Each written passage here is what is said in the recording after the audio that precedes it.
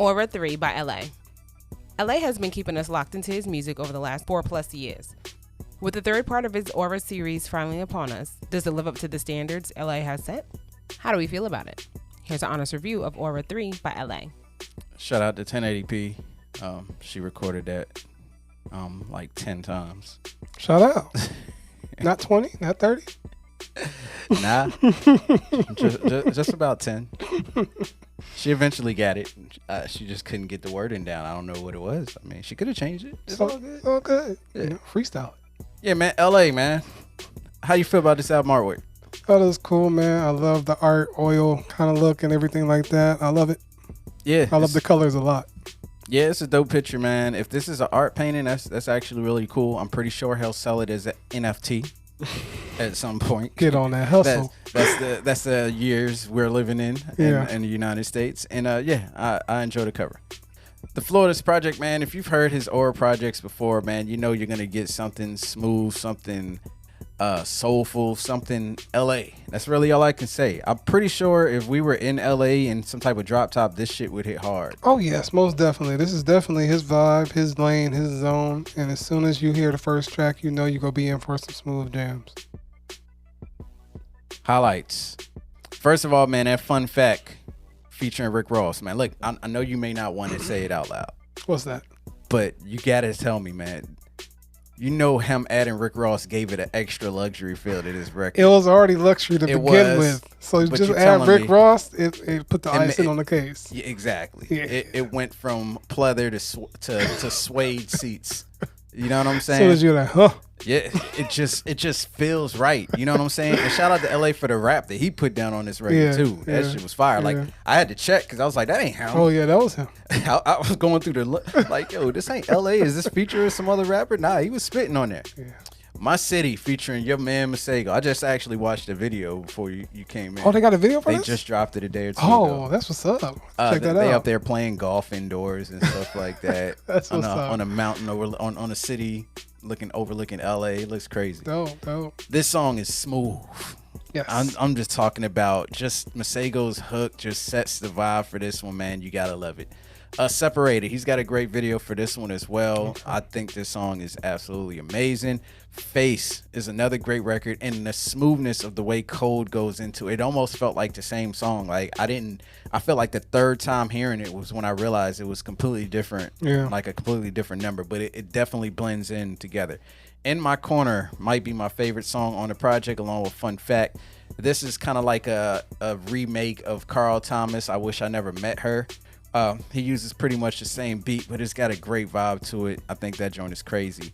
And I don't hate the Fun Fact ballad. I think it's cool. I just wish he would have gave us the whole joint. Me too. It's like a tease. It gives you like really minute and like 30 seconds. I was like, bro, what the fuck was that? Because it was sounding nice too. Exactly. Yeah, man. Fun Fact is fire. One way to open up the album. Dope verse from Rick Ross. My City, like he said, just got some vibe. Masego brought it with that one. Separated, I love. Only One, Cold and how it goes into Only One. I really like that transition because it seems seamless as well. Sick of Playing, I just love the vibe, and the added vocals by Xavier Romero was perfect. In My Corner is just fire. I really love how he had his own take on that one, and I like how he went out to What I Can See. And Fun Fact ballad, why didn't you give us a full version? Change that with the next project. Give us a full one, or just drop it as a single. Lowlights, the fact that he put this Fun Fact ballad up here and only gave us a minute and 30 seconds. That's the only thing I can really pick at on this project, because I think everything here is really nice, really solid. It's got that Aura feel. Like, did we review all three of them? I think I know we did two. We I don't did know two, if we did and the I first went one. back and listened to one. Okay, because I know I've heard it, but you know, these things are like playthrough style projects. You know what I mean? So I don't really have many lowlights, except for I wish I can take 11 off, because if that was the case, just put it at number 1 and have it go into the real song. Nah, start with Fun Fact, and then when you hear the last one, you can roll the album back. That's how I took it. It's because, you know, I had the album on repeat, so it just kind of went in again. So, other than that, I don't have no lowlights. You know, I feel like, you know, he just constructed sound. He says this is the last Aura. I don't believe it. But, you know, if he's done with this, cool. But he's still going to bring the vibe with any other album. But I loved what he did here. Final thoughts, man. Look, I think LA's got something dope going on here. Yes. It makes me upset that he's not bigger than he should be as far as like recognition and people knowing who he is. But that means you listen to this podcast, and that means you're smart. You're a genius level person because you know people before other people be knowing people because we talk about them. So when somebody asks you, do you know who LA? Just slap the shit out of them. You be like, bro, you late. And if they listen to TRC, don't slap them because they already knew. They just G-checking you on your musical taste. But LA is dope, and more people definitely should know who he is. So grab your phone and just text a family member or a friend fun facts right now and just see how they feel about the record. Or In My Corner. I'm pretty sure they'll love that too because everybody loves Carl Thomas, I wish. That's a good idea. Just send them In My Corner and they'll be like, who's this? And they'll go on a deep dive. But yeah, man, LA is fire. LA just continues to drop hits, you know, good collections of projects. And I can't wait to see what it does next. Shout out. Final grade, man. This is easy. I'm going to give it a check.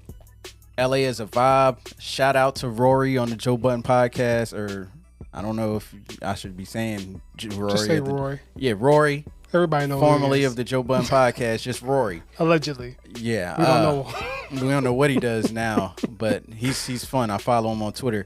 He's the reason why I know who LA is. He kept playing his music on I forget what they were calling that thing they were doing. I forget, but it was They don't always at even the end do of the it anymore, episode. right? I think they do. Sleeper joints. Sleeper joints. Yeah. But yeah, Rory was playing LA, and I'm just like, whoa.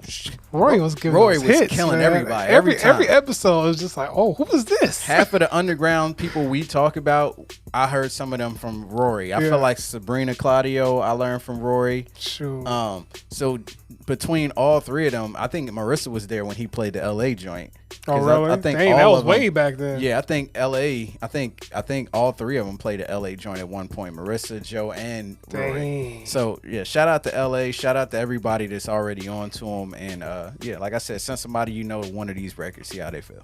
Most definitely a check. Like I said before, send him, anybody In My Corner, send something from here and just get his word out, man, because LA deserves to be heard. He has a great, ear when it comes to music and, his vocals, so shout out.